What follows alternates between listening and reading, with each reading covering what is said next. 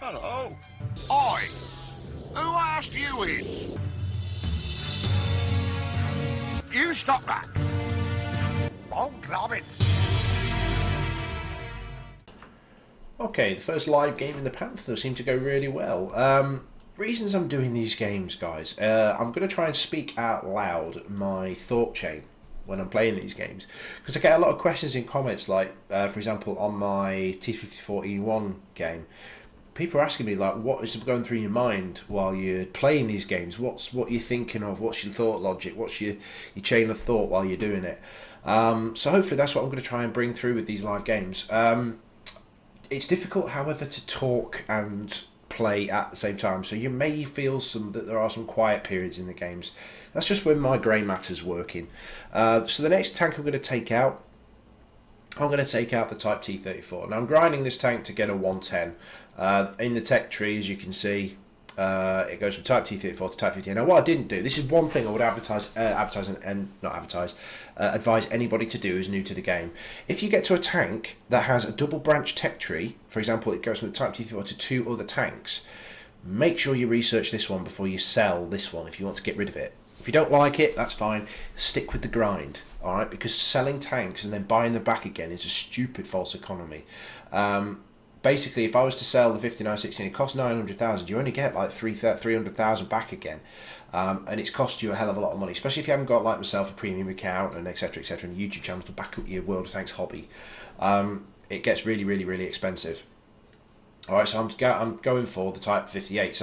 But when I've got the Type 58, I'm going to research the IS-2 and the T-34-1 because I might sometimes this may get a buff in the next patch. One of these tanks may get a buff in the next patch. This tank here, the what was in 131, is amazing.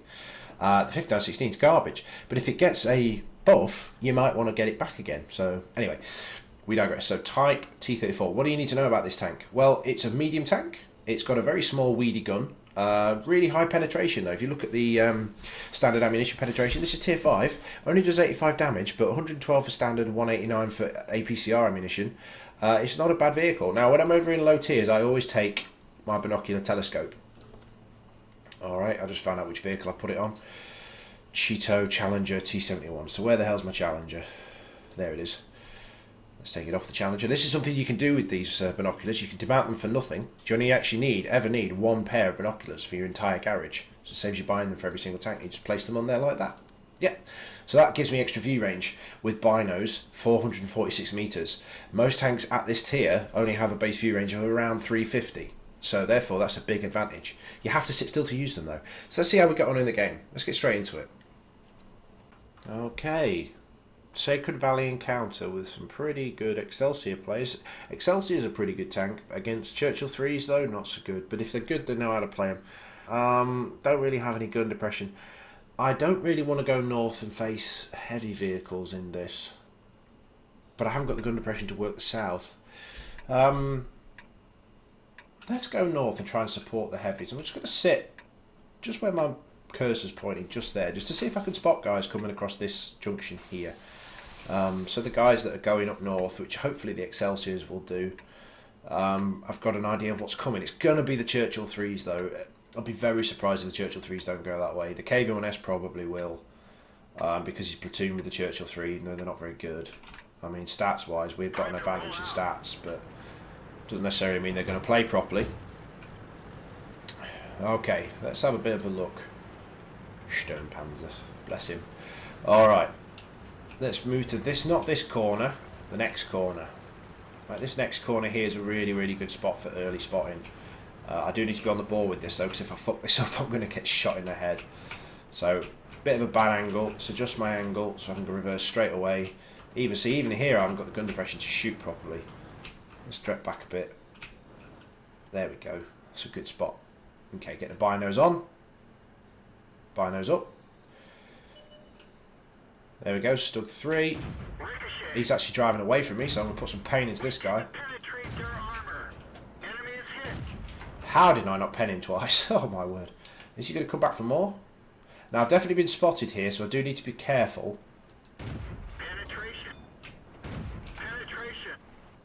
Not going to entertain that guy, I'm going to back off. Yep, he's firing at the rock, but look what's coming behind him. Oh! Vesper got me. Prepare the commander. Okay, where the hell are the heavies? All that stuff I thought about at the start of the game. Not true, my friend. Not true, mon frere. Not true. Okay. Well, we can push then if nobody's come north. T-25 to my right. He's not an issue yet. But we can put some pain into him. Enemy armor is damaged. He's not a bad player.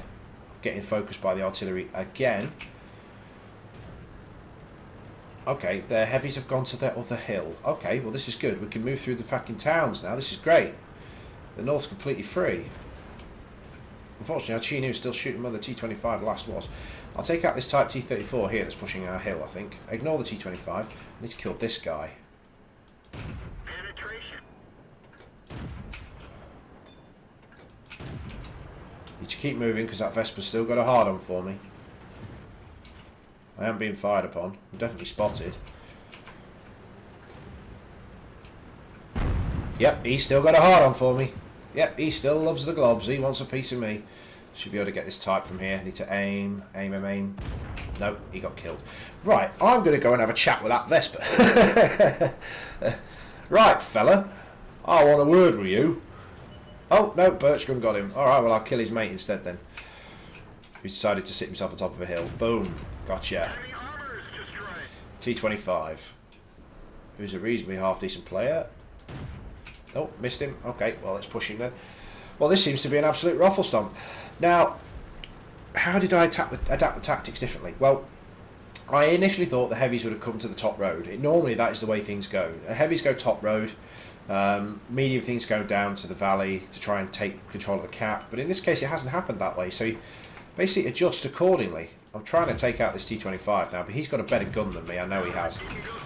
A lot better gun. So I can't really sit here and trade with him. But what I'm doing here is I'm allowing the Chinu, who's up there, to come around him because that guy's a good player. That Juppy guy, he's a good player. So therefore, he's going to come around back. I'm just going to wait. As soon as that T-25 takes damage, yep, he's noticed that they're at him. So therefore, he's got to move his gun around. So what I can do now is while he's looking at them, I can push and take him out. Teamwork.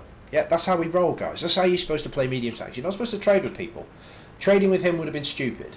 Alright, trading with him would have meant I died. I'm not 100% sure of the T-25's gun or the reload, but I don't think I could have taken him out because he had more health than me, which means in a fair trade, I've got to do more damage than him, and I wasn't confident I could do that. So therefore, I had to stay behind that house and wait for my opportunity for the Chinu to come round. Yes, it cost me damage. I've only done 500 damage in this game, but what did I achieve by distracting that T-25? Well, it ultimately led to him dying. Oh, that's a dead tank. Let's turn round. Too busy talking again, you see? Brain and voice not working at the same thing. So, and I'm not even going to get there. I'm not even going to get there to help the team. But, did we do something? Yes, we did. We took out their artillery base. We took out a medium tank. So, happy days.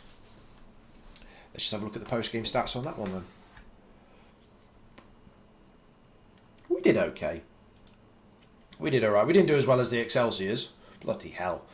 Alright, but they were in the thick of it for the whole game, whereas we were outside flanking. Could I have done anything different in that game, do you think? I don't know. I think I played that pretty well. It was a bit of a mistake staying still for artillery.